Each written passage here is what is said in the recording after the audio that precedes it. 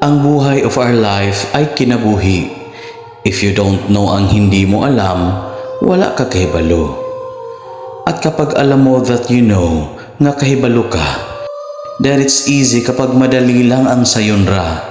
Take a rest sa pahuway ng pahinga. If there's nothing left dahil naubos ang nahurot, just push para maitulak mo ang duot.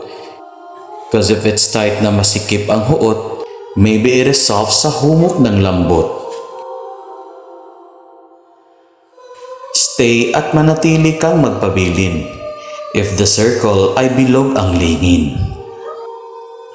At kung pakiramdam ni mong gipamati is feeling, baka ito ay katapusan ng ending.